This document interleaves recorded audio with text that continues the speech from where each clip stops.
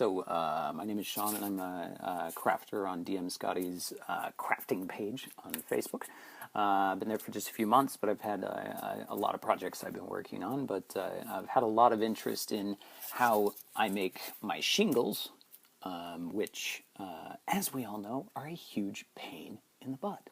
So I came up with a technique that's a little bit less painful for doing this kind of thing. It works relatively quickly. The main trick that you have to have in order to do it in foam is you have to have a Proxon hot wire foam cutting table in order to get these thin sheets of foam cut out. This is cut down to about a 1/16 of an inch. It's pretty darn thin. You could probably get it thinner, although I've noticed when I do that, it tends to make it super fragile, which is okay if you don't mind supporting it underneath. But if you look at this model in particular, you'll see that if you can, that the cardstock that I use for the roof only goes to a certain point, and then the last 1/4 of an inch or so of the shingles kind of overhang. I like that look.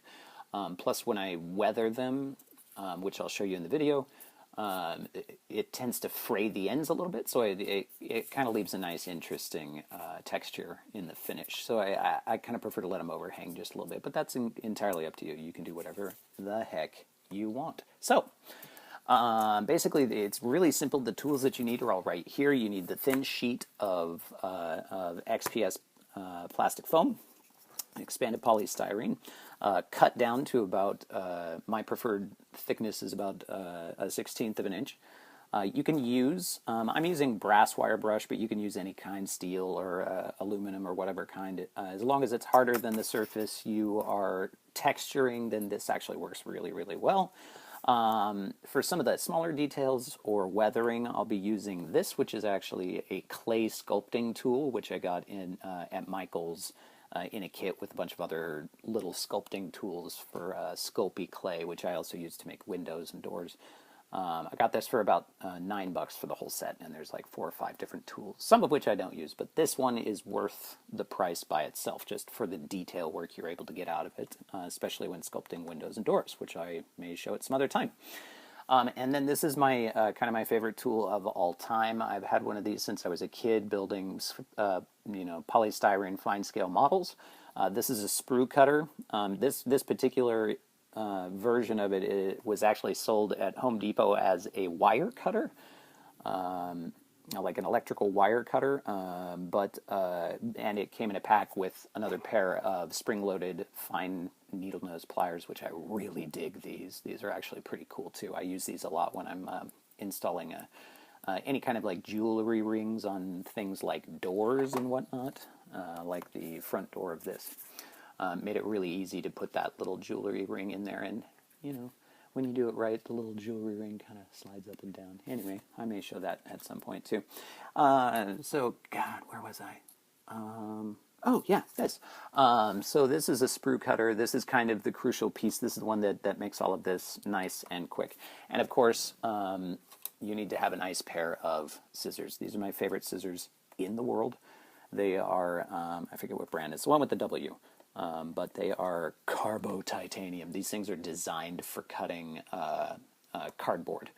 So these are super sharp. They're really solid. They're very comfortable. I can cut for days with these. They're a little expensive for scissors. $13 for the pair. I got it at Walmart, but they work really, really well. So without further ado, here's how it works. It's pretty simple and really fast. You take your sheet and your wire brush, and without stabbing yourself in the fingers, which I do on a pretty regular basis, you just run it kind of perpendicular to the length in a relatively straight line. But irregularity is okay because it's wood grain, right? We're doing kind of a cedar shake look on this, so it's okay if it's a little irregular. Mostly you're just trying to get that long texture going, okay? That just takes a couple of seconds. Then you're going to take your scissors and measure. I just eyeball it, but I go down about a 1/2 inch, right? And I take my scissors and I trim straight across that grain, okay? straight across that grain like that, and I set that aside for now.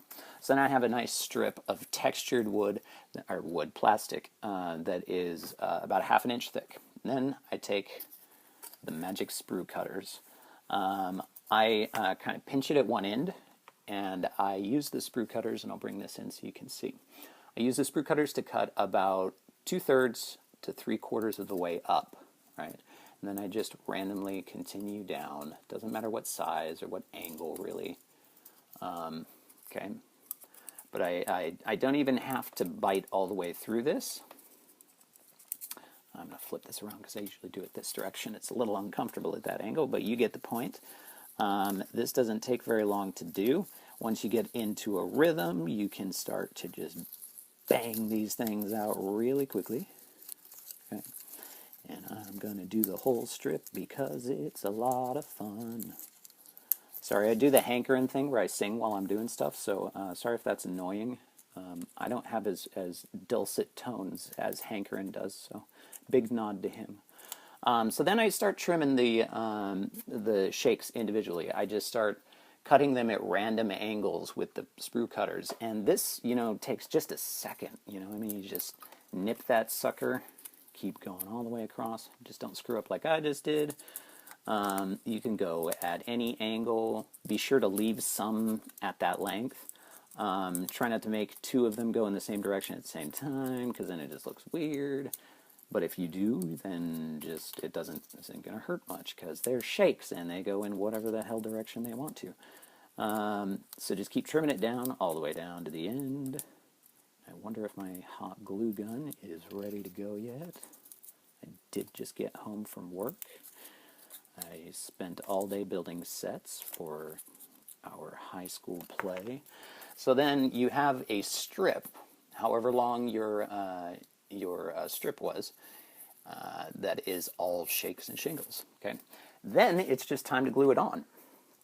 So all I do now, I like my curved rooftops here, which is pretty easy to do. I may show that at some point, but for now, you want to kind of keep that curve going. So I kind of pull this a little bit so that it kind of curves it a bit, which is easy to do now that it's cut, and just lay a bead of glue underneath it, right, and glue it straight to that, like so.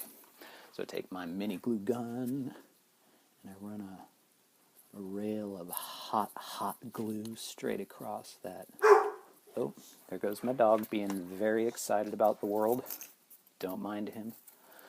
Okay, and we're going to smack that down, press it in, give it a nice little curve so that it matches that rooftop up here. So when we get up there, oops, there we go, slide it down just a bit.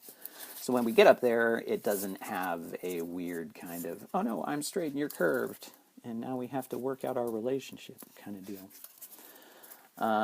Okay, so then we have this, and I kind of like it when these shingles on the ends are a little bit angled out, so they kind of kick out off the edge of the roof, because then I just break this sucker off, and ta-da, you have another strip of shingles.